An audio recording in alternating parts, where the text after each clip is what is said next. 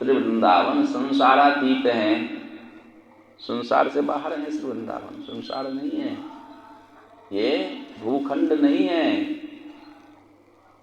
जब भूमि थी ही नहीं, पृथ्वी थी नहीं, जिस समय हिरण्याक्ष अपहरण करके रसातल में ले गया था, जब जल ही जल था, सृष्टि नहीं थी, पृथ्वी नहीं तो सृष्टि कहाँ से होगी। देवताओं ने प्रार्थना किया ठाकुर जी से कि अब आप कुछ करो, तब ठाकुर जी ने वचन दिया, ठीक है मैं करूँगा, पृथ्वी का उद्धार करूँगा, सृष्टि की संरचना करने की मेरी इच्छा है। नई सृष्टि करने की इच्छा लिए ठाकुर जी ने क्या किया, बारह भगवान का स्वरूप धारण किया और रसातल से पृथ्वी देवी का उद्धार किया, हिरण्याक्ष का वध करके। अब पृथ्वी माता को अपने थूथने पर, दांत के ऊपर ला रहे हैं, स्थापित करके ऊपर सतह पर जल के ऊपर स्थापित करेंगे। फिर उसके बाद सृष्टि, नव सृष्टि वहाँ होगी इनके दृष्टि निक्षेप से, इनके संकल्प के अनुसार। उस समय पृथ्वी माता के मन में, जब वो ठाकुर जी उनको ला रहे हैं बारह भगवान, तो उनके मन में बात आ गई कि देखो ये परम पुरुषोत्तम, आज इनको भी मेरी जरूरत पड़ी। अपनी महत्वाकांक्षा उनके मन में आई कि मेरा ऐसा महत्व है, मेरा उनको सृष्टि निर्माण करना है, तो मेरी जरूरत पड़ी, अब मुझे स्थापन करेंगे, उसके बाद फिर सृष्टि निर्माण करेंगे, सृष्टि बसाएंगे। उनके मन का यह महत्वाकांक्षा, उनके मन का यह अहं भाव ठाकुर जी ने उनको पसंद नहीं पड़ा। उनके जन तो कोई भी अहंकार से युक्त हो, किसी में भी अहंकार आए तो ठाकुर जी को पसंद नहीं पड़ता है, और यदि उनके जन में आ जाए ना, तब तो और भी आप तत्पर होते हैं उसका वह अहंकार दूर कर दें किसी भी तरह। पृथ्वी देवी की इस भावना को हटाने के लिए ठाकुर जी ने लीला की, जल के ऊपर आए। कहाँ पर? यही श्री वृंदावन की परिक्रमा लगाते हैं ना, जो आदि बारह घाट है, बारह घाट है ना, वहीं सबसे पहले पृथ्वी देवी को लेकर के ऊपर आए। और पृथ्वी देवी की दृष्टि पड़ी कुछ दूर पे जल के ऊपर। वो तो सोच रही थी कि मेरे जाने के बाद फिर स्थापन करेंगे और फिर सृष्टि का संकल्प लेंगे, फिर सृष्टि सृजन होगा।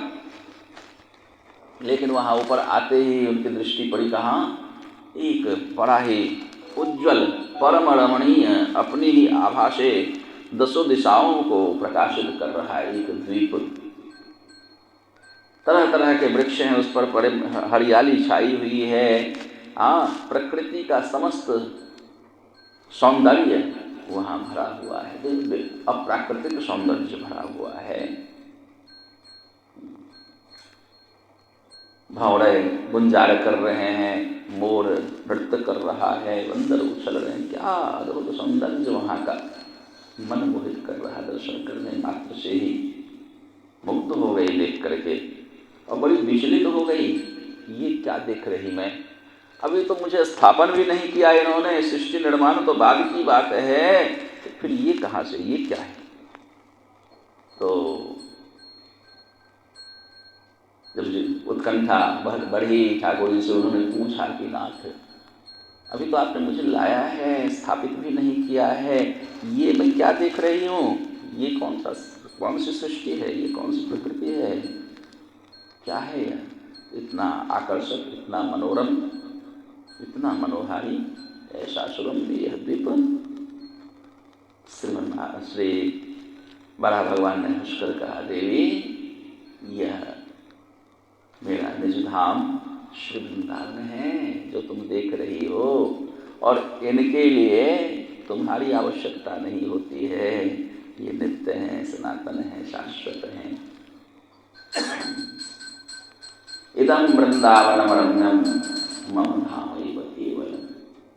यह जो तुम देख रही हो, यह परम रमणीय श्री वृंदावन है और ये मात्र मेरा धाम है।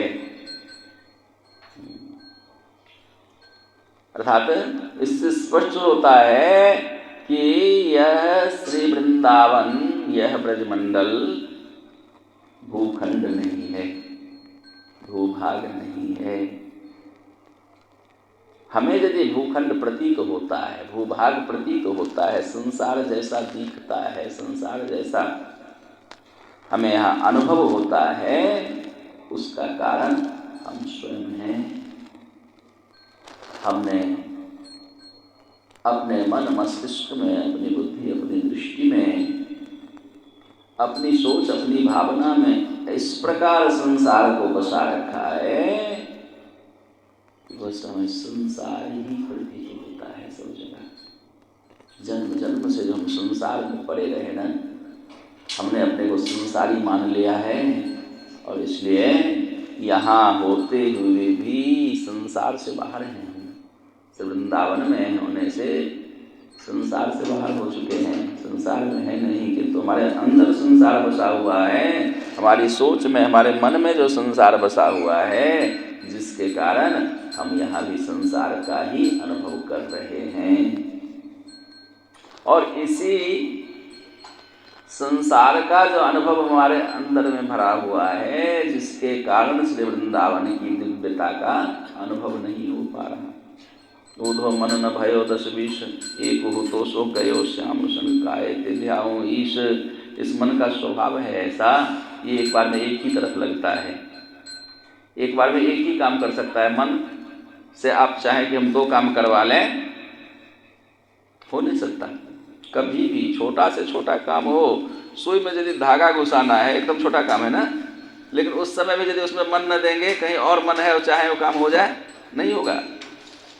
मन का स्वभाव है, यह एक बार में एक ही काम कर सकता है, 2 काम कर ही नहीं सकता। तो इस मन को जो इतना दुर्बल है, एक बार में एक ही कर पाता है, उसको तो हमने संसार में लगा रखा है।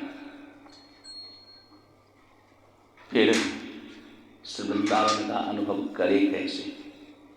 वृंदावन का अनुभव हो नहीं पाता। इसलिए अब इसका उपाय एकमात्र है कि हम निरंतर संसार में हम बने रहे, संसार में बसते रहे, संसार में लगे रहे, संसारियों से जुड़े रहे। इसीलिए तो अपने आप को संसारी मान लिया है हमने।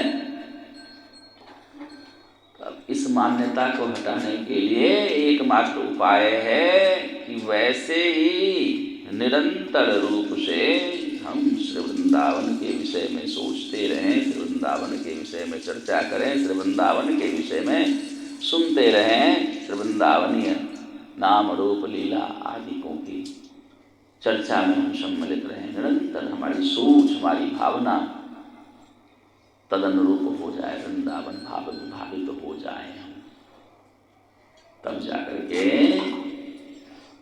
संसारिकता हमारी दूर होगी और श्री वृंदावन की दिव्यता, श्री वृंदावन की चिन्मयता हमारे अंतर में प्रवेश कर सकती है।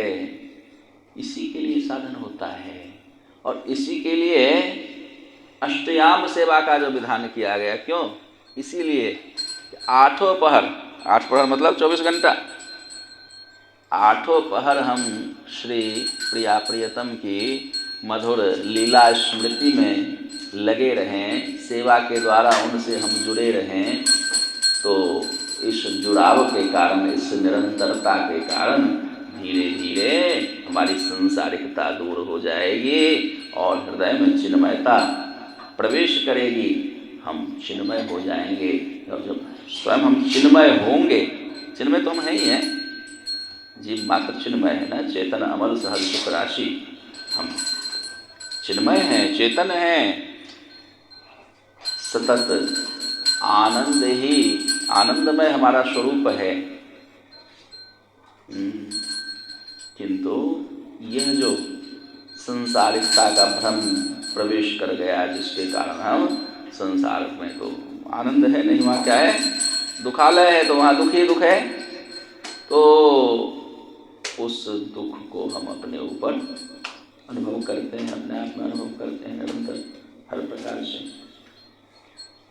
निरंतर श्री प्रिया प्रियतम के नाम रूप लीला, उनकी सेवा आदि को मैं अपने आप को लगाए रखने से हम उस भवरोग से दूर हो सकते हैं जो जन्म जन्म से हमें कष्ट दे रहा है, जिसके कारण हम दुखी हो रहे हैं। तो इसमें जुड़ाव के लिए, इसमें लगाव के लिए यही उपाय है कि हम निरंतर इनकी महिमा को सुने, इनकी रुचिमयी लीलाओं को सुने। महिमा सुनने से क्या होता है, आकर्षण बनता है। जिस किसी भी वस्तु की, जिस किसी भी विषय की महत्ता हम जान जाए ना, तो मन का स्वभाव होता है सदा बड़ी चीज़ें हासिल करना चाहता है ना। बड़ी से बड़ी चीज़ हम लें, तो संसार को तो हमने इतना बड़ा मान लिया है कि हर समय उसी के पीछे पड़े रहते हैं। पैसा कैसे नहीं कमाएंगे, पैसा नहीं कमाएंगे तो संसार कैसे चलेगा, व्यवहार नहीं बना के रखेंगे तो संसार में कैसे रह पाएंगे। हाँ, तो बड़ा मान लिया उसको और उसके पीछे हम पड़ जाते हैं। बचपन से सिखाया जाता है, देख करके अपने आप ऐसा विचार आ जाता है कि अरे सब तो यही करते हैं, यही करना ही है, यही करने के लिए हम जन्म लिए हैं, और फिर उसी रास्ते चल पड़ते हैं। जब निरंतर संसार की महत्ता विचार करने के बजाय श्री वृंदावन की महिमा विचार करने लग जाएं, श्री वृंदावन की गरिमा विचार करने लग जाएं, श्री वृंदावन की श्रेष्ठता का हम विचार करने लग जाएं, तो उधर का जो हमारा आकर्षित होने का स्वभाव है, तो मन उधर से पलट जाएगा, क्योंकि उसको बड़ा चाहिए कुछ। जब इधर लौट आएगा, अपने आप फिर इधर का अनुभव शुरू हो जाएगा, अपनी चिन्मयता का अनुभव शुरू हो जाएगा कि हम चिन्मय हैं। और जब चिन्मय हैं तो फिर हमारा भाव चिन्मय होगा, हमारी बुद्धि चिन्मयी होगी, हमारी दृष्टि चिन्मयी होगी, फिर सब कुछ चिन्मय दिखने लग जाएगा, फिर संसार भी चिन्मय ही दिखने लग जाएगा। श्री तुलसीदास गोस्वामी जी दृष्टि उनकी चिन्मयी हो गई, उस संसार में उनको कुछ दिखता ही नहीं है, संसार दिखता नहीं है। उनको क्या दिखता है, सिया राम मैं सब धर जानी, करो प्रणाम जोड़ी गोपानी। अखिल चराचर जिधर दृष्टि दें उधर अपने सीताराम जी का ही सब कुछ दिखता है। तो यह स्थिति हमारी भी बन सकती है यदि उन महज्जनों के बनाए उस मार्ग पर हम चलें, जिन्होंने व्यवहार रूप से उस जड़ीय संसार का त्याग कर चिन्मयता को प्राप्त किया है, चिन्मयता का अनुभव किया है। उनके बताए बनाए मार्ग पर जब हम अग्रसर होंगे तो हमारी भी वह दशा होगी, हम भी उस स्थिति में पहुंच सकते हैं, क्योंकि हम भी वही हैं। जीव मात्र चिन्मय है, जड़ है नहीं कोई, दुखी कोई है नहीं। दुख को तो हमने धारण कर रखा है, दुख को तो हमने पकड़ रखा है, जिसके कारण हम दुखी हो रहे हैं। छोड़ दिए बस, दुख से दूर, पकड़े